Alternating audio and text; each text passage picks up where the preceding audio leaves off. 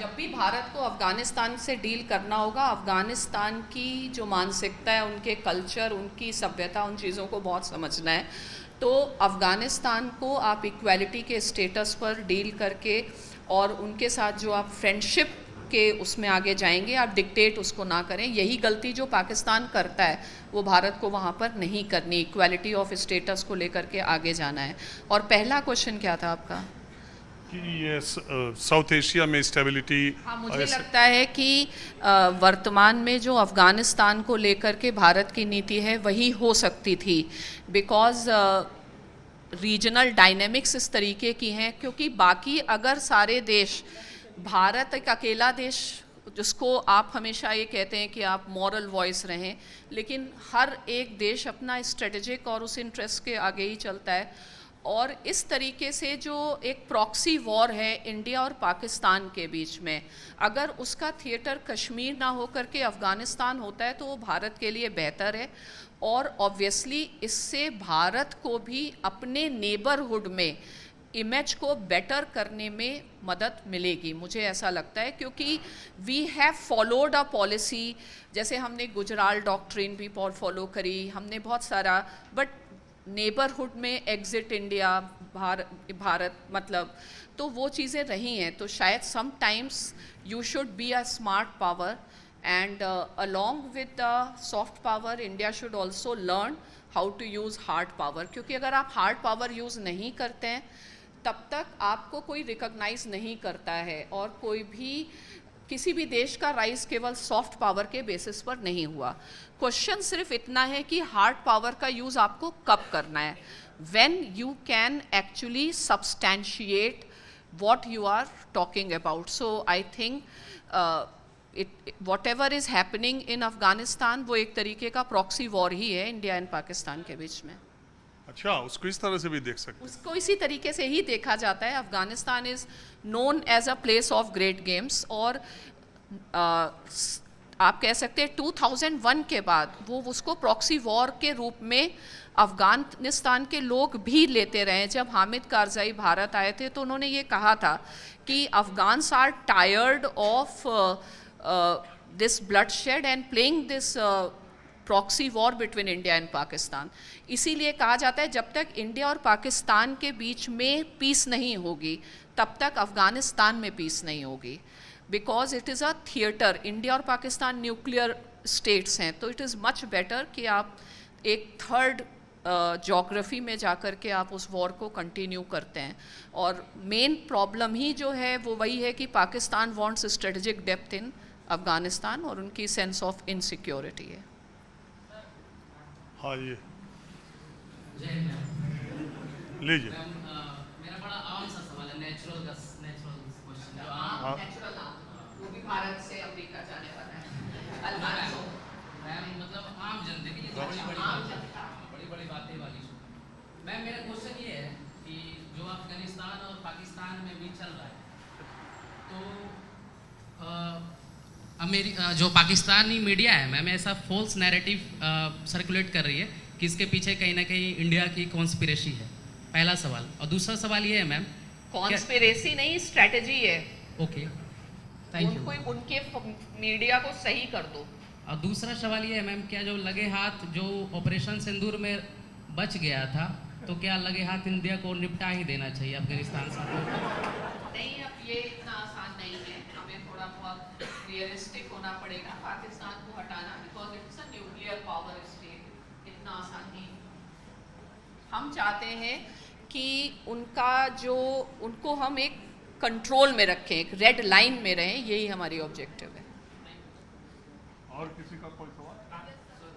हाँ बोलिए। हाँ, पहले आप कोई कह रहे थे? हाँ, ये गुड इवनिंग मैम। मेरा क्वेश्चन ये है कि इंडिया ने इस बार स्टैंड लेके पाकिस्तान ने जो एयर स्ट्राइक की उसकी पाकिस्तान ने अफगानिस्तान पे जो एयर स्ट्राइक की उसकी निंदा की है।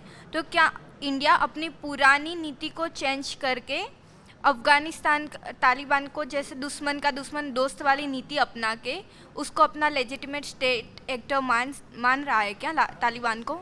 हाँ, वो तो मान्यता दे ही दी है तालिबान की सरकार को भारत।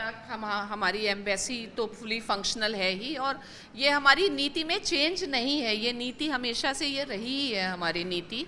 अगर आप कौटिल्य की बात करें तो your neighbour is your natural enemy and neighbours neighbour is your friend. तो पाकिस्तान, अफ़गानिस्तान और इंडिया नेचुरल पार्टनर्स हैं और वो हमेशा साथ आते ही आते हैं। और किसी के? हाँ, आप माइक दे दीजिए। हाँ दीजिए। So, ma'am, two questions. Thank you. Two recent statements. First one is from Netanyahu that there are two nuclear regimes that we need to destroy right now. First, he claimed Iran, and second was Pakistan. And then there was a statement from Donald Trump also very recently that if not for him, India would have killed Asim Munir and the other leaders of Pakistan. So can we hope that these two conflicts, which Afghanistan, Pakistan and the Iran conflict which is going on right now, can they connect, because Israel also has an interest to destroy the nuclear regime in Pakistan? does not have an interest to destroy nuclear regime in Pakistan, क्योंकि उनका क्या interest होगा? हाँ, मतलब Israel does not have any interest, but Israel has interest in selling its defense and everything to India. तो Israel wants to project itself in that way because Pakistan is needed by US also. कोई direct interest उनका क्या सर्व होगा in ending the nuclear regime of Pakistan? मुझे एक सवाल, लोग Iraq को यही कह के कि वहाँ मास डिस्ट्रक्शन के ये वेपन है वो वेपन है, पूरे देश मुल्क को बर्बाद कर दिया, यही आरोप लगा। पूरा ये तमाम एजेंसीज गई, कहीं कुछ मिला नहीं। ईरान को भी यही कह के कि ये न्यूक्लियर वेपन तैयार कर रहा है, ये न्यूक्लियर कर रहा है, यही कह के उसको भी ख़त्म कर दिया मुल्क के सारे बड़े नेताओं। और अगर वहाँ भी कुछ ना मिले तो ये केवल एक ये मिलना क्या है ईरान में? तो अगर आप क्लैंडस्टाइन साइट्स डेवलप कर रहे हैं तो ये क्वेश्चन नहीं है ना कि कुछ नहीं मिलेगा। आप इतना एनर्जी रिच कंट्री हैं, फिर भी आप यूरेनियम एनरिचमेंट केवल एनर्जी के लिए तो नहीं करेंगे। और ईरान ने शुरू में जब IAEA के इंस्पेक्शंस में रुकावटें करी, देखिए ईरान अपने आप में कुछ नहीं है, मैं ईरान को चाइना और रशिया के एक प्रॉक्सी के रूप में देखती हूँ। तो ईरान ये केवल कह रहा है कि हम ऐसा नहीं कर रहे हैं या न्यूक्लियर वेपन अन इस्लामिक है, तो न्यूक्लियर वेपन तो पाकिस्तान ने भी बनाया है।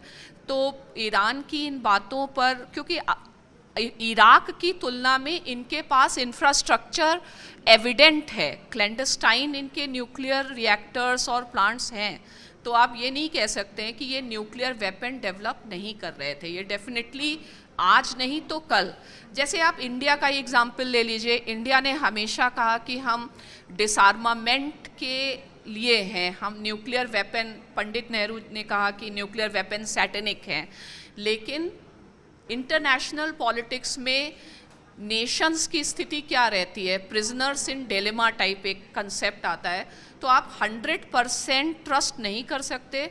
और चूँकि एनार्किकल वर्ल्ड ऑर्डर है इंटरनेशनल पॉलिटिक्स का, तो हर स्टेट अपनी सिक्योरिटी का मैक्सिमम प्रबंध करेगा ही करेगा, भले ईरान बनाए या नहीं बनाए, लेकिन अमेरिका के लिए ये सोचना इम्पॉर्टेंट है कि वो बनाएगा। तो you have to take preventive actions and preemptive actions. अब आखिरी सवाल मेरा मैम आपसे है, आपकी क्लास तो 2.5 घंटे की है, वो चलती रहेगी, अब मेरा कार्यक्रम ख़त्म होने को है। आखिरी सवाल, जो आम तौर पे लोग बात कहते हैं कि ये सिर्फ और सिर्फ कच्चे तेल की लड़ाई है, जहाँ जहाँ तेल है, वेनेजुएला में तेल है, ईरान में तेल है, और अमेरिका चाहता है कि पूरी दुनिया में तेल के दाम जब वो जैसा चाहे वैसा करे। करीब करीब जितने तेल की देश हैं जहाँ उत्पादन हो रहा, अब उसके झंडे तले आई गए हैं। वेनेजुएला था उसको, और अब ईरान बचा था। सारा मसला कच्चे तेल का है, आप मानती? देखिए, कच्चे तेल का मसला नहीं है, ये यूएस की हेजेमनी का मसला है। यूएस की फॉरेन पॉलिसी का जो अल्टीमेट ऑब्जेक्टिव है टू इस्टेब्लिश इट्स हेजेमनी। अब हेजेमनी इस्टेब्लिश करने के लिए आपको क्या चाहिए? Structural power. स्ट्रक्चरल पावर मतलब इकोनॉमिक पावर। तो इकोनॉमिक पावर कैसे कंट्रोल होती है? जब आप वर्ल्ड ट्रेड को कंट्रोल करते हैं। तो वर्ल्ड ट्रेड में जो सबसे इम्पॉर्टेंट कमोडिटी है वो एनर्जी है, बिकॉज एनर्जी के बिना हमारी इंडस्ट्रीज़ काम नहीं कर सकती हैं। तो it is controlling oil has to do with preserving US hegemony. और जो ये पेट्रो डॉलर, चूँकि अमेरिका ने एक सिस्टम बनाया था कि दे वे are controlling international economy through their finances, तो उसके कॉन्टेक्स्ट में आप देखिए, इट कैन हो सकता है कि जो आज ऑयल की स्थिति हो वो आगे जा कर के रेयर अर्थ की भी स्थिति हो सकती है। इट डिपेंड्स कि इकोनॉमी किस सिस्टम पर बेस्ड है। चिप सेमीकंडक्टर्स पे भी वो हो सकता है। अच्छा, आपने समय दिया, इसका बहुत शुक्रिया। Thank you. तो जो कुछ भी अंतर्राष्ट्रीय स्तर पर हो रहा है उसके पीछे इस क्लास में बच्चे अपना खुश है। ये सब्जेक्ट बहुत गहराई का है और इसके पीछे की जो रणनीति है, अमेरिका की जो विदेश नीति है, और ये जो कुछ भी हो रहा है, आप क्या अब आप पूछते रहिएगा, हमारा समय ख़त्म हो गया। माहौल क्या है, हमें बस आज इतना ही। अगले एपिसोड में किसी दूसरी जगह से हम फिर हाजिर होंगे। कैमरामैन संजय के साथ राजीव रंजन, न्यूज़ 24 दिल्ली।